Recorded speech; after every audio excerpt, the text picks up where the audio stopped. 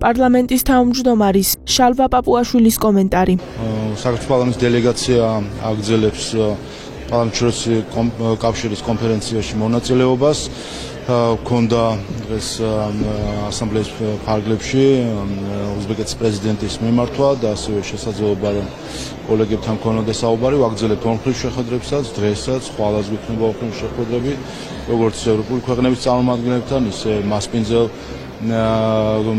ქვეყნის წარმომადგენლებთან და სხვა ქვეყნების წარმომადგენლებთან გვექნება. რა თქმა უნდა, გამომდინარე იქიდან თუ ვისთან გვაქვს შეხვედრა ჩვენი სასაუბრო საკითხები სხვადასხვა არის ევროკავშირის წევრ ქვეყნებთან და მათი პარლამენტის წარმომადგენლებთან საუბარი გვაქვს იმ ხედვებზე, რომელიც ჩვენ გვაქვს საქართველოს ევროკავშირის ინტეგრაციასთან დაკავშირებით და იმ სირთულეებზე, რომელიც წარმოიშვა ზოგიერთი არაკეთილზმწიერი ევროპელი პოლიტიკოსის და პოლიტიკური ჯგუფის აქტივობებიდან გამომდინარე და ვფიქრობ, რომ ძალიან სწორედ ესმით ის გამოცდილება, რაც საქართველოს ამ მხრივ აქვს და ხვდებით ამ მხრივ აბსოლუტურ გაგებას ჩვენი კოლეგების მხრიდან, ასევე რაც შეეხება მასპინძელ ქვეყანას და რეგიონის წარმომადგენლებს, აქ საუბარი გვაქვს მნიშვნელოვან ეკონომიკურ კავშირებზე. დღეს ჩვენთვის ნომერ პირველი ამოცანა არის ჩვენი ქვეყნის მოსახლეობის კეთილდღეობის ამაღლება, ეკონომიკური განვითარება ჩვენთვის ეროვნული ინტერესის დონეზეა აყვანილი, ასე რომ ყველა შესაძლებლობას ვიყენებთ, მათ შორის საპარლამენტო დიპლომატიის, საქართველოს როლი როგორც დამაკავშირებელი ევროპასა და აზიას შორის და როგორც ერთ-ერთი მთავარი ძარღვი ტვირთების ბრუნვისა უნდა დამკვიდრდეს და ამ მხრივ ჩვენ ასეთი სახის შეხვედრებსაც ვიყენებთ. ევროკომისიის სკანდალურ აღიარებასთან დაკავშირებითაც მინდა გკითხოთ, მოვისმინოთ, რომ მოუწიათ ერთგვარი აღიარება იმასთან დაკავშირებით, რომ მაგალითად გარემოს დაცვისთვის გამოყოფილი თანხები ლობიზმსა და პოლიტიკურ პროცესებს მოხმარ და თვითონ ეს ფაქტი რომ შევაფასოთ და საქართველოს კონტექსტში თქვენც მათ შორის ხომ არა ერთხელ გისაუბრიათ, რომ გარეძე უცხოური ფული არამიზნობრივად იხარჯება ჩვენს ქვეყანაში და აი ჩვენ ხო ხედავთ, სადამ ამერიკულ ფონდებს ახალმა ადმინისტრაციამ ცხვირი არ წაატეხა, იქამდე არავის უნდა ეღიარებინა, რომ ამერიკული ბიუჯეტიდან ეს ფონდები თანხას ხარჯავდნენ, როგორც შემდეგ ადმინისტრაციამ შეაფასა თაღლითურად, თანხას ხარჯავდნენ სხვა ქვეყნებში არეულობის მოსაწყობად. იგივე სიტუაცია არის ევროკავშირის ფონდებთან დაკავშირებით. აქაც დიდი ხანია ჩვენ ამაზე ვსაუბრობთ. როგორც ჩანს, ბოლოს სანამ ცხვირს არ წაიტეხავენ თვითონ და ეს ერთ-ერთი მაგალითია სწორედ იმის, რომ თვითონ წაიტეხეს ახლა უკვე ცხვირი და სხვათა შორის ევროპის სახალხო პარტია EPP არის ამაზე აღშფოთებული, როგორც ხედავთ, რომ ევროკავშირის ბიუჯეტიდან ფული იხარჯებოდა ლობიზმისთვის. სხვა რამე მთელი ამ ხნის განმავლობაში, რომ ეს არის ჩვეულებრივად, ეს არის სწორედ კორუფციის ნაირსახეობა, როდესაც საჯარო თანხები გამოიყენება პოლიტიკური ვიწრო პარტიული თუ გარკვეული ვიწრო ჯგუფის ინტერესებში მყოფი პოლიტიკური დღესწესრიგის წინ წასაწევად. ეს ლობიზმი საქართველოში ხილულია. ჩვენ ნახეთ მაგალითად საპარლამენტო არჩევნების წინ, რომ ევროკავშირის ფული იხარჯებოდა ქართული ოცნების წინააღმდეგ საარჩევნო კამპანიის საწარმოებლად. ევროკავშირის ელჩი პირადად იყო ჩართული ქართული ოცნების წინააღმდეგ საარჩევნო კამპანიაში. ევროკავშირის ფულით ფინანსდებოდა საარჩევნო ღონისძიებები, მათ შორის შეგახსენებთ, რომ 20 ოქტომბერს არჩევნებამდე რამდენიმე დღით ადრე საბოლოო, ასე ვთქვათ, საჯარო აქცია ჩატარდა არა პარტიების მიერ, არამედ ევროკავშირიდან დაფინანსებული NGO-ების მიერ. Სუსტად ეს გახლავთ ლობიზმი, ეს გახლავთ კორუფცია, ეს გახლავთ უცხო ქვეყნის არჩევნებში ჩარევა, რასაც ჩვენ საპარლამენტო არჩევნების წინ ხედავდით და ეს არის სწორედ ახლა რაც აღიარა თავად კომისიამ, რომელმაც თქვა ფაქტობრივად დაადასტურა, რომ თანხები არამიზნობრივად ლობიზმისთვის იხარჯებოდა, მათ შორის სპეციფიურად იხარჯებოდა ოპონენტების გასაჩუმებლად, მათ დისკრედიტირებისთვის იხარჯებოდა, რომ არ გაეწიათ პოლიტიკური ოპონირება გარკვეული საკითხების მიმართ. ევროპის საბჭო იმჯერებს საქართველოსთან დაკავშირებით ჩანიშნული არის საგაზაფხულო სესიაზე მოსვლა. როგორც ჩანს, ემზადებიან მწვავე გამოსვლებისთვის, იმიტომ რომ ეს საგანგებოდ ჩანიშნეს ეს სიტყვა. ამავდროულად მანდატთან დაკავშირებით თქვენ ამბობთ, რომ არ დაბრუნდება საქართველოს მანამდე, სანამ არ შეიცვლება ეხება პოზიციები დელეგაციის მიმართ. თქვენი პოზიცია რომ გითხრათ? უბრალოდ ყოველისა ჩვენ ხედავთ რომ რაც შეეხება ევროპის საბჭოს საპარლამენტო ასამბლეას ძირითადად შემადგენლობა ეს არის იგივე რაც არის ევროპარლამენტში. ევროკავშირის წევრი ქვეყნებს აქვთ იქ მყარი უმრავლესობა, მათი პოლიტიკური გავლენა არის გარანტირებული და ხანდახან პერსონალური შემადგენლობაც კი იგივე არის რაც ევროპარლამენტში თუ დავაკვირდებით ევროკავშირის წევრი ქვეყნების წარმომადგენლებს და დამოკიდებულება შესაბამისი არის. ასე რომ არაფერი გასაკვირი ასეთ რეზოლუციებში არ არის, ნახავთ იგივე სახელებს, იგივე ლიტველებს, იგივე ესტონელებს, იგივე უკრაინელებს, რომლებიც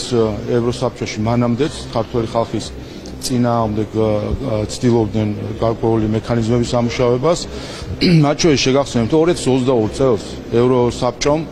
საპარლამენტო ასამბლეამ მიიღო რეზოლუცია, სადაც მიხეილ სააკაშვილი აღიარეს პოლიტპატიმრად და მისი გამოშვება მოგთხოვეს. ასეთი რეზოლუციების შემდეგ რაზე უნდა ვისაუბროთ საერთოდ? კიდევ ერთხელ, როცა ესტონელების, ლიტველების, უკრაინელების და ზოგიერთი სხვა პოლიტიკური ჯგუფების შუაზე დადის ამხელა ასამბლეა და ქართული ხალხის საწინააღმდეგო ქართულ ხალხზე თავდასხმულ რეზოლუციებს იღებს, რა თქმა უნდა სერიოზულობა შემდეგ დაკარგული აქვს. რაც შეეხება თავად ამიტომ ელაპარაკონ ერთმანეთს, რახან არ უნდათ რომ იყოს ინკლუზიური დიალოგი და ხედავთ რომ მათ უნდათ ყვირილი და არა დიალოგი. ეს ახალი ტენდენციაა, რასაც ჩვენ სამწუხაროდ გარკვეული ევროპული პოლიტიკური ჯგუფებიდან ხედავთ, განსაკუთრებით ზოგიერთი ომის აქტივისტებისგან, რომლებსაც სხვისი ხელით უნდათ და უკრაინელების სისხლით უნდათ საკუთარი უსაფრთხოების უზრუნველყოფა, ასე რომ ასეთ ხალხის ასე ვთქვათ მხრიდან ჩვენი კრიტიკა პირიქით ვიდასტურებს იმას, რომ სწორ გზაზე ვდგავართ. ესეთ ხალხი რო გვაქებდნენ, მაშინ იქნებოდა ჩვენი საქმე ცუდად. ხედავთ ესეთი ვინაიდან ვიცით მათი ზრახვები. რაც შეეხება საკის დელეგაციის უფლებამოსილების ცნობასთან დაკავშირებით, შევახსენებ ყველას, რომ მას შემდეგ რაც იანვარში იქნა მიღებული ქართული ხალხის სუვერენიტეტის შემლახველი რეზოლუცია, სადაც არ აღიარებენ თვალსხუჭან ადამიანებად არ მიიჩნევენ ჩვენი ქვეყნის 1,100,000 მოქალაქეს ადამიანებად არ ვრთვლიან ამ რეზოლუციით. როცა ახლა 1,100,000 მოქალაქეს არ თვლის პასე ადამიანად და მის უფლებებს ლახავს საარჩევნო უფლებებს, რა თქმა უნდა, ამის შემდეგ მიღებული იქნა გადაწყვეტილება დელეგაციის წევრების მხრიდან და ყველამ დატოვა დელეგაცია. მე ვაცნობე პასეს პრეზიდენტს, ჩვენ დღეს დელეგაცია დაკომპლექტებული არ გვყავს პასესი, ამიტომ ვერანაირი დელეგაციის უფლებამოსილების ცნობა არ ცნობის საკითხი ვერც იქნება განხილული.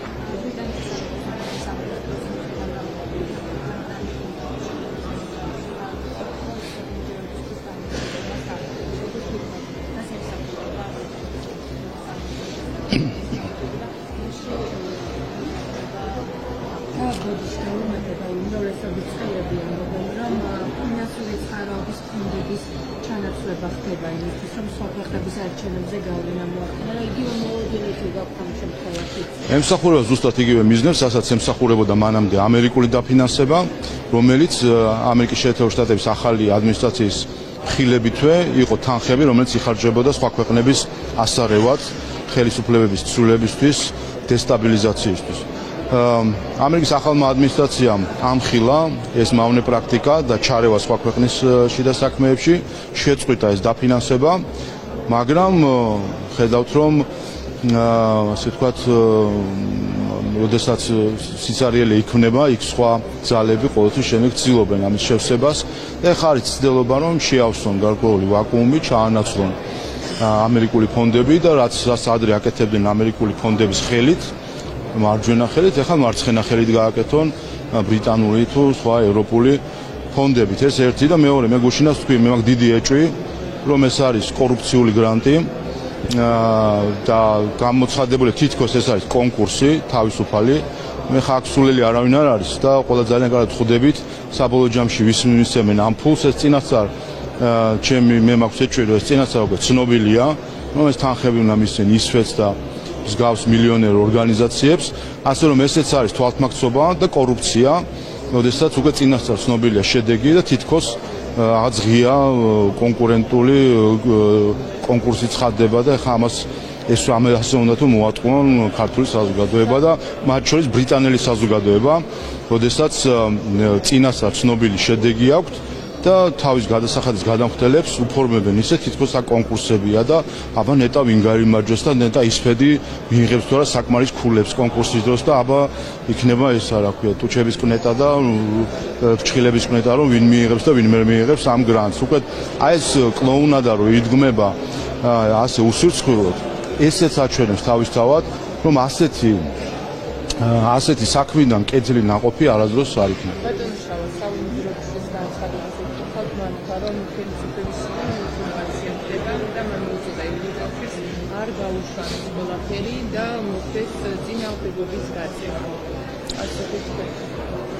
ქალბატონი სალომე შეგახსენებთ რომ არის მაკეინის ინსტიტუტში დასაქმებული ადამიანი ფულს იღებს მაკეინის ინსტიტუტისგან. მაკეინის ინსტიტუტი შეგახსენებთ რომ არის ომის აქტივისტების ინსტიტუტი რომელიც ეკაჩებიან, რომელსაც ეწინააღმდეგებიან უკრაინაში მშვიდობის დამყარებას ერთი და მაკეინის ინსტიტუტის ხელმძღვანელი იყო, რომელმაც თბილისში ყოფნისას რადიო თავისუფლებასთან ინტერვიუს დროს კითხვაზე რომ არსებობს მოსაზრება და შიშები რომ შეიძლება სანქციების დაწესებამ სხვა ნაბიჯებმა ესკალაცია გამოიწვიოს რუსეთთან, რაც შეიძლება სამხედრო კონფლიქტში გადაიზარდოს, ამ კითხვაზე ქალბატონის სალომის უფროსმა უპასუხა რომ მე რაო შემოვალ ვიღაცას დახოცავენო რაღაცები მოხდება მე რაო მთლიანად ხო ვერ დაგიპრობენო ეს გვახსენებს ჩვენ ერთ სიტყვას რომელიც ამას წინ გაიხსენა ბიძინა ივანიშვილმა რომელიც ნათქვამი იყო მაშინ პრემიერ-მინისტრთან ერთ-ერთი უცხოელი მაღალჩინოსის მხრიდან რომ მე რაო ზუსტად ეს უცხო მთლიანად ვერ დაგიპრობენო აი როგორც მაკეინის ინსტიტუტის ხელმძღვანელმა თქვა პარტიზანულ ომს გაუმართავდა ტყეში გახვალთ. აქაც აჩვენებს რომ ვინ იყო ამ სცენარების დამწერი, ასე რომ სალომე ზურაბიშვილი დღეს დასაქმებულია ორგანიზაციაში, რომელიც არის ომის აქტივისტების ორგანიზაცია და რომელიც საქართველოს უმზადებდა მერერა სცენას, რომ მერერა დაიხოცება ხალხი, დაიხოცებიან ბავშვები, ქალები, ჯარისკაცები, მერერა თლიანად ვერ დაგიპრობენ და თქვენს გვერდით იქნებაო სამყარო როგორ უდგანან გვერდში აი მასაც მე კარგად ხედავს ხოლმე სამწუხაროდ ის ერი რომელიც ასეთი ომის აქტივისტების იმედად არის სამთავრობო ცვლილებები იქნება და მანჩურის აჭარის თავრობის მიმართულებით ცვლილებთა მიმართულებით ვითხარით კონკრეტულ შემოგვიწყოს პარლამენტის ასოციაცია ხო ან სამინისტროს გაყოფის თაობაზე დიახ ანუ ეს ერთ კონტექსტში მიზეზი ამ სამხედრო ცვლილებებისგან იყო პარლამენტში პრემიერ-მინისტრმა განმარტა რაც შეეხება ცვლილებებს როგორც თავრობის სტრუქტურაში ისე ცვლილებებს უსაფრთხოების სისტემაში ამ გადაწყვეტილებების მიზეზები განმარტა და ჩვენ ყველანაირად მივესალმებით პარლამენტმა აირჩია სახელმწიფო უსაფრთხოების სამსახურის ახალი ხელმძღვანელი და კიდევ ერთხელ ვიყენებ ამ შესაძლებლობას და ბატონ ანრის წარმატებას უსურვებ და დარწმუნებული ვარ რომ მისი პროფესიონალიზმი და პატრიოტიზმი ამ ორი ყველაზე მნიშვნელოვანი თვისების ნაზავი მას ერთ-ერთ გამორჩეულ ხელმძღვანელად აქცევს უსაფრთხოების სამსახურის რაც შეეხება აჭარის ავტონომიურ რესპუბლიკას აქაც ბატონმა თორნიკემ თავისი გადადგომის შესახებ განაცხადა და ისაუბრა ამასთან დაკავშირებით პრემიერ-მინისტრმა და პრეზიდენტმა შეთანხმებით მიიღეს გადაწყვეტილება ახალი ხელმძღვანელის წარდგენისა და შესაბამისად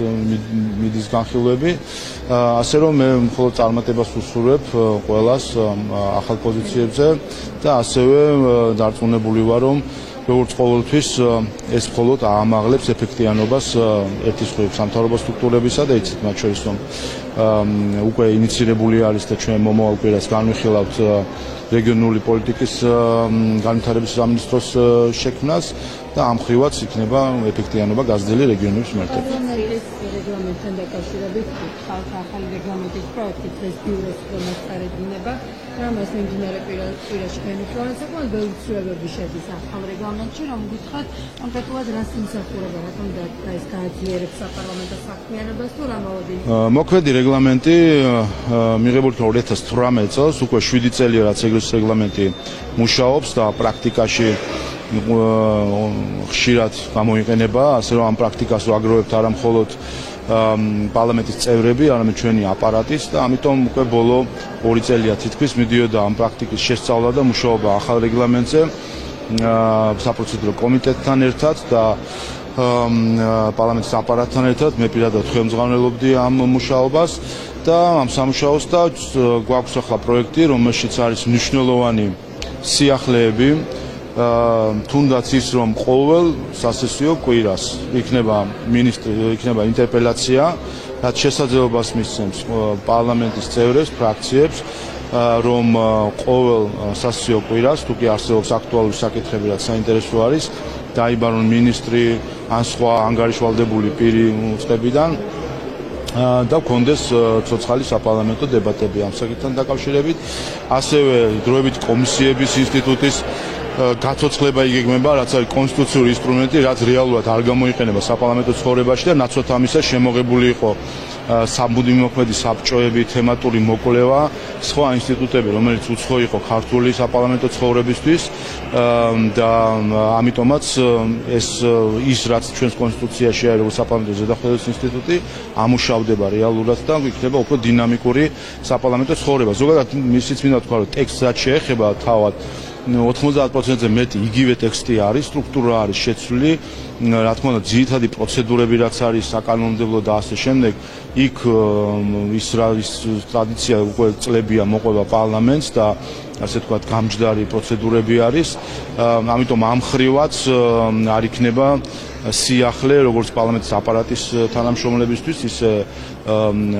გარე პირებისთვის, რომ გაერკვნენ პროცედურებში, ვინაიდან ბევრი პროცედურა იგივე რჩება. ეს დავაზუსტებ. ინტერპელაციის შემთხვევაში არის უგვარელი უნდა მოვიდეს. ინტერპელაციის შემთხვევაში ყოველ კვირაში ედება შესაძლოა, ანუ დაშვება იქ, რომ თუ იქნება სურვილი, რომ მოიწვია და არა ვალდებულება. ერთი ეს ნაწილი და მინისტრის საათის ფორმატში არის თუ არა რაიმე ცვლილება, ან უქმდება. ხო, ინტერპელაცია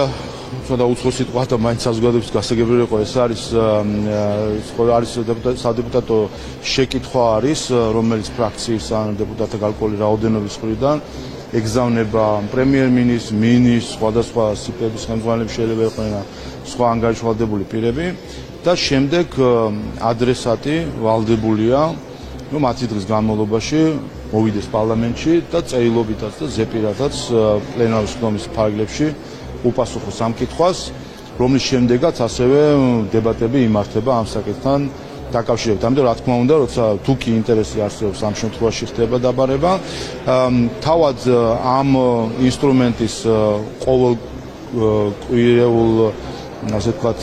განმეორებაში ჩასმამ უკვე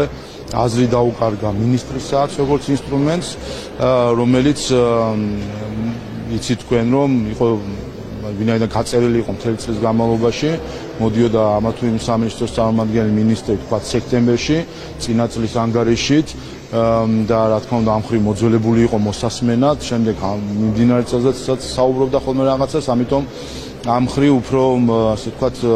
აქტუალობასთან შეიძლება კავშირში არ ყოფილიყო იმ მომენტში მინისტრის საათი. ეს ახლა შესაძლოა იძლევა რომ ნებისმიერ საკითხზე იქნება ეს სამინისტროს პოლიტიკასთან დაკავშირებული ზოგადი საკითხი თუ კონკრეტული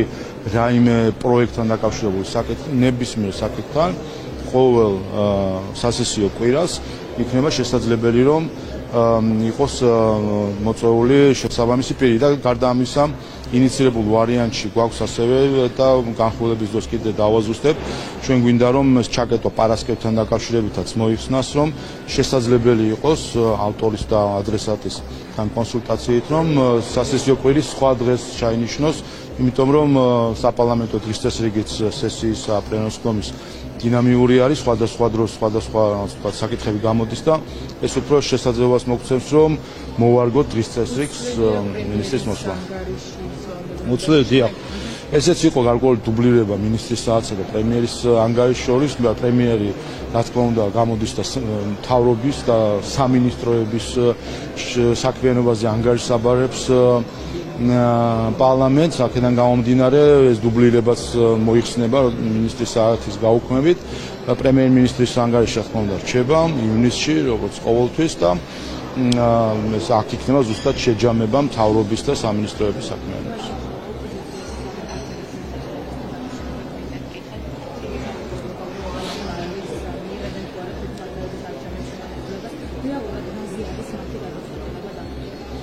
ალბათ დაელოდებიან მაკეინის ინსტიტუტი რას ეთქვის, ესტონეთის საგარეო საქმეთა მინისტრი რას ეთქვის და დიდი ალბათობით ვარაუდებ, რომ ლიტვის საგარეო საქმეთა მინისტრის ასსაც მოისმენ. ქართველი ხალხის აზრი რომ მათთვის მნიშვნელოვანი არ არის, ეს ვიცით, სადაც დადიან, თქვენ ხო დააკვირდით, მე რამდენჯერმე საჯაროდ ვიკითხე, ვისი ფულით დადიან ამ ტურებში, რომ იყვნენ ბალტიისპირეთში, სკანდინავიის ქვეყნებში თუ ასე შემდეგ, ვისი ფულით დადიან. ხო წუწუნებენ ახლა რომ აღარ გვაქვს პარტიული დაფინანსება და დეპუტატის ხელფასია, ხო წუწუნებენ, ანუ ფული არ გვაქვს. ვისი ფულით დადიან? აი ვისი ფულითაც დადიან და ვინც ფულს უხდის, ის უკვეთავს მათ მუსიკასაც და ის უკვეთავს მათ საარჩევნო პროგრამასაც და არჩევნებში მონაწილეობა არ მონაწილეობა. ეს არის ჩვენ ორ დღეში აღნიშნავთ 9 აპრილს, ჩვენი ქვეყნის დამოუკიდებლობის გამოცხადების დღეს და იმ ტრაგედიის დღეს, როდესაც ჩვენი თანამოქალაქეები დამოუკიდებლობის იდეას შეეწინნენ. და ჩვენი დამოუკიდებლობის გამოცხადებიდან 34 წელს ყავს პოლიტიკურ ლანდშაფტში პოლიტიკოსები, პარტიები და არაკომერციული ორგანიზაცია NGO-ები, რომლებიც არიან ჩვეულებრივად უცხო ქვეყნების და ჯგუფების ინტერესების გამტარებლები საქართველოში. მათ არაფერი არ აინტერესებს, მათ ეტყვიან რომ აბა საქართველოს ეხლა უნდა გაუშვათ, ქართველებმა გაუშვათ უკრაინაში ფრონტზე, გამოვლენ და პარლამენტის წინ მიტინგს ჩაატარებენ. როგორც ეს გააკეთეს, იგივე ხალხმა დღეს რომ პროტესტში არიან, იგივე ხალხი 2022 წლის მარტში იდგა ზუსტად იგივე ადგილას პარლამენტის წინ და მოითხოვდა საქართველოს შესულიყო ომში და დახოცილიყვნენ ჩვენი თანამოქალაქეები, რომ დამგრეულიყო ჩვენი ეკონომიკა, იმიტომ რომ ვიღაცამ უცხოეთიდან უთხრა, რომ დღეს ეს არის ტრენდი, რომ ომობანა გონიათ მაგათ ომში მონაწილეობა და თან იმ ქვეყნის მოქალაქეებს, რომელსაც ეს ტკივილი გამოვლინათ. ასე რომ აი ომობანას მოთამაშე პოლიტიკოსები სხვისი დაკვეთით და ფულით რომ არიან ქართულ პოლიტიკაში, ეს არის რა თქმა უნდა პრობლემა. ამიტომაც ვამბობ მე, რომ თუ კი ექსტრემისტული პარტიები არ მიიღებენ მონაწილეობას თვითმმართველობის არჩევნებში, ეს უფრო კარგი იქნება ჩვენი დემოკრატიისთვის.